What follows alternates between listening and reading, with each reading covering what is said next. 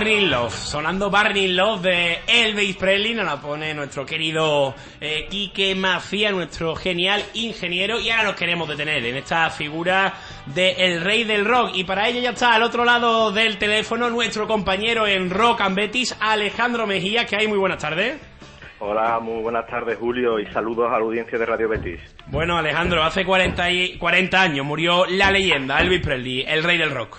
Exactamente, tal día como hoy, hace 40 años, el 16 de agosto de 1977, su novia de por entonces, que se llamaba Ginger Alden, se encontró en el cuarto de baño al rey del rock, vomitando totalmente en el suelo, inconsciente, y hizo una llamada a su guardaespaldas Alex Estrada para intentar reanimarlo, pero fue imposible.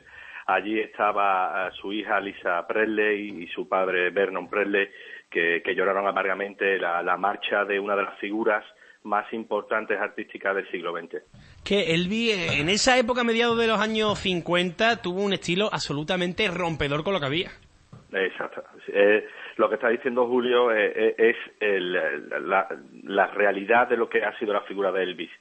Elvis nació en Tupelo en 1935, pero se marchó con su familia a Memphis, Tennessee. Todo el mundo sabe que en la música americana lo importante es que en Memphis, y él allí en la iglesia todos los domingos cantaba en el coro de gospel, y además él se empapó de la música, sobre todo afroamericana, de los negros en aquella ciudad. Eso fue importantísimo en su carrera para el estrellato, porque fue la figura, como os comentaba antes, que unificó la música blanca y negra y todos los estilos, ¿no? Y fue como dijo Paul McCartney, el Mesías, ¿no? El que tenía que venir y unir toda aquella música y convertirse en el ídolo mundial de la juventud. Y además le tenemos que agradecer mucho, porque muchos de los cantantes que hoy en día son absolutas estrellas del panorama internacional de la música empezaron porque querían ser como Elvis. El mismo Elvis Presley les impulsó en el mundo de la música.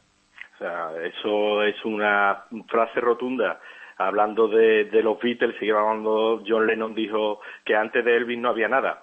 Es decir, había grandes músicos, pero sin la figura de Elvis, el rock and roll no hubiera sido lo que ha sido. Eso es evidente. Fue el descubrimiento de Sam Phillips, que era el dueño de la Sun Records, la legendaria discográfica de Memphis.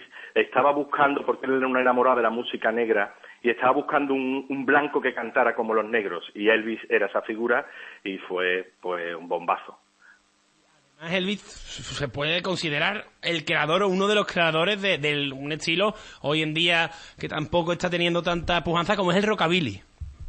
Cierto, Elvis, aunque él tocó varios estilos, como te digo, en toda su carrera, él tocó el country, el rhythm and blues, el blues, el gospel, pero fue el creador del rockabilly, ¿no? Cuando la Sun Records empezó en el año 54 con temas como That's All Right o Blue Moon of Kentucky o Good Rockin' Tonight, que eran versiones de cantantes negros como Arthur Crudup o Bill Monroe Country, que es eso que te comentaba antes, Julio, de unificar todas las músicas, porque era la influencia que él tenía. Pues evidentemente generó un estilo nuevo, y ese estilo lo crearon Elvis, Scotty Moore, que hace el año pasado murió, su guitarrista, y Bill Jack, que era el bajista. Crearon un estilo nuevo que es cierto que está denostado, y desde los años 80 no tiene el seguimiento que debería de tener dentro de lo que es el rock and roll o la música en general.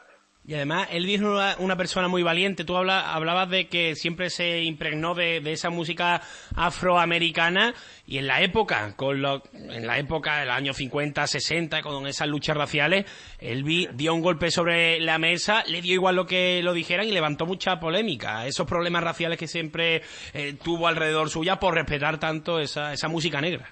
Exactamente, porque muchas de las radios de por entonces se negaron al principio a poner música de Elvis porque pensaban que era negro. Es que su estilo era muy, muy afroamericano. Él se basó en cantantes legendarios como Ray Charles.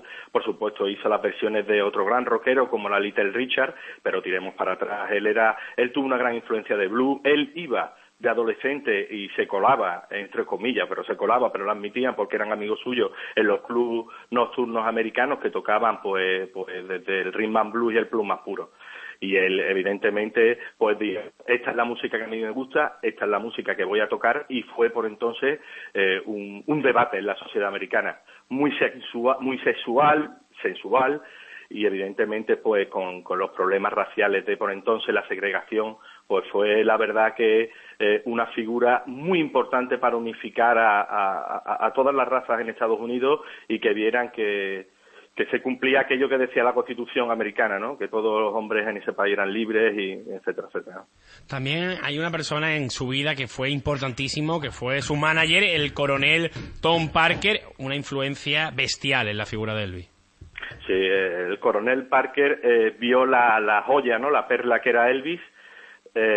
Literalmente se la quitó a Sam Phillips, como he comentado, el dueño de la Sun Records, y en enero de 1956 Elvis firmó un acuerdo con el coronel Parker en la RCA Records, y a partir de entonces todos fueron éxitos, números uno, mucho dinero, y la verdad que fue una figura crucial para llevarlo al estrellato, pero también hay que decirlo que hizo que en los 60, con tantas películas en Hollywood y tantas canciones melódicas y que no vendían por entonces, no, porque ya la Beatlemanía había dado un bombazo en aquella época, y Elvis se quedó Elvis, no solo Elvis, sino todas las figuras americanas se quedaron en un segundo y un tercer puesto. Pues evidentemente también hizo que Elvis no remontara en los años 60 por culpa de esa cantidad de películas que mi buen compañero César Vaquero se ha tragado muchas y ha dicho que quitando el King Creole y el Rock de la Cárcel, las demás eran horrendas, ¿no? Y entonces su figura tuvo un bajón bastante enorme. También la carrera militar, ¿no? También hizo carrera militar, y yo creo que también eso para su música tampoco ayudó ese parón de 2 años. No. Además, casualmente, no solo Elvis, sino Chuck Berry, Jerry Lee Lewis, Buddy Holly murió, Eddie Cochran murió, muchos rockeros por entonces, Little Richard, a predicador, el rock and roll, lo que te comentaba antes, Julio, que llegaron los Beatles, y Elvis se fue al servicio militar a Alemania. Cambió la figura juvenil, rebelde, rockera, por el americano patriota. Esa imagen fue un éxito para sobre todo los conservadores de los Estados Unidos, y no fue lo mismo, eso sí es cierto. Volvió, hizo una canción, un disco de gospel que tuvo mucho éxito, pero era una música, sabemos lo que significa el gospel, una música religiosa que evidentemente defraudó a sus más seguidores rockeros, claro.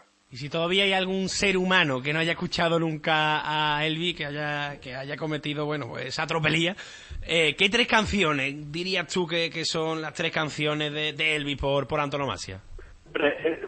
Para mí es gusto personal. Sí. No sé si te vale, Julio. Pero yo la primera vez que escuché el Herbert Hotel, que fue su número 1, me dejó impactado. Hombre, claro. Me dejó impactado. Realmente a mí me dejó impactado. La versión que hizo, sin duda, de Big Mama Thornton, el Hound Dog, de una cantante negra, que es lo que te comentaba antes de su gran influencia, para mí es la mejor de los años 50. Y después todo un clásico que gusta a todo el mundo, que fue su último número 1 en Estados Unidos, que fue el Suspicious Mind en el año 69. Hombre. Son las 3 canciones que elegiría, ¿no? De cabecera. Sí. Y van a sonar, porque todo hay que decirlo, Julio, mi compañero yo, César, con la ayuda de otros. Por eso te quería preguntar ahora. Exactamente. Esas 3 canciones van a sonar en un especial que hacemos esta noche a las 9, y que va a tener los números 1 de Elvis, temas de películas, versiones de sus compañeros. Va a ser un programa con todos sus estilos.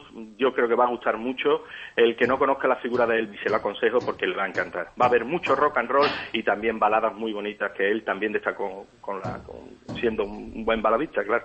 O sea, hoy a las 9 no nos podemos perder Rock and Betis. Pero te voy a decir una cosa, Julio, que todavía no puedo terminar porque te voy a comentar la relación que tiene Elvis con nuestro queridísimo equipo, el Real Betis Balompié. Cuenta.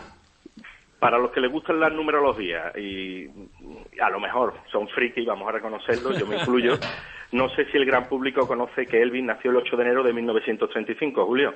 En 1935 nuestro equipo ganó la liga, el año de esa única liga que está en las vitrinas.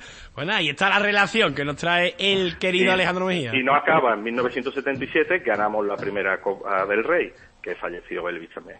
Hay muchos muchos números. Cierto es, y todavía a día de hoy se sigue escuchando que si Elvis está vivo, que esos son habladurías y memefes, ¿no?